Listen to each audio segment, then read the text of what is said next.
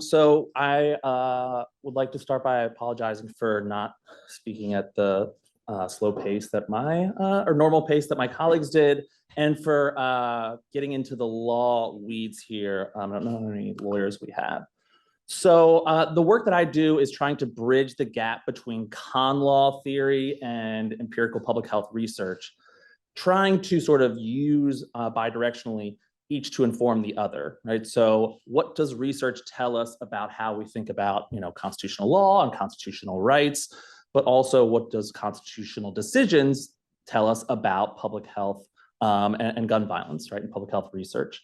And so in 2008, the Supreme Court said that there's an individual right to keep and bear arms.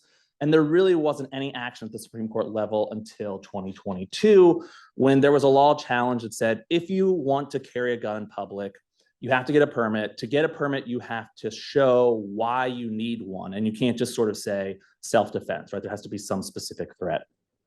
So the court strikes it down, which has its own problems in terms of now you have a right to carry a gun in public, right? And I'll get into the problems of that.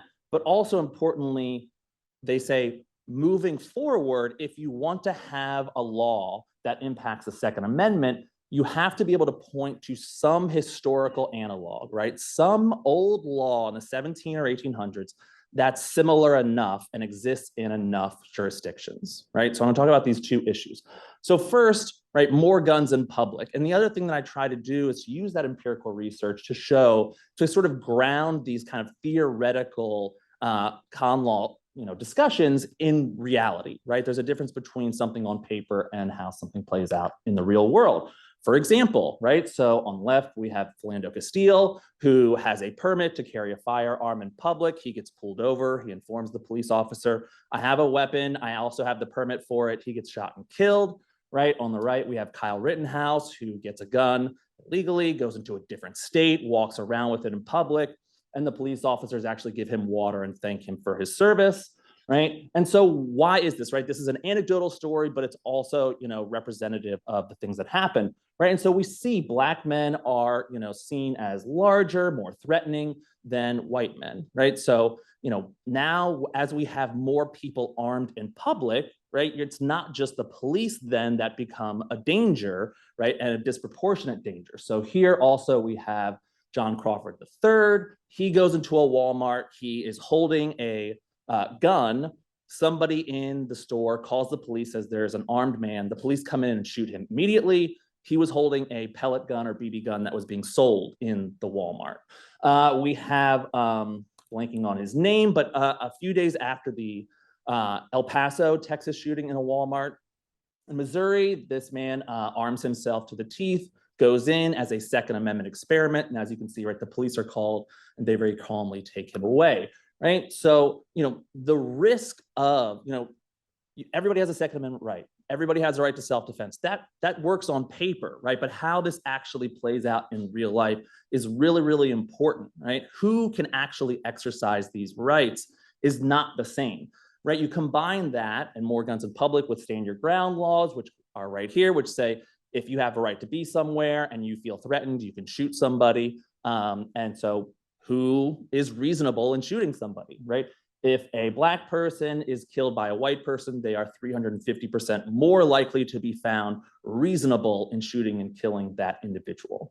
So the other issue with this Bruen decision, again, is not only do you have to find a historical analog, but also if there's some societal problem that has existed and you can't find anything, that absence in and of itself is evidence that the law, the current one, is a violation of the Second Amendment.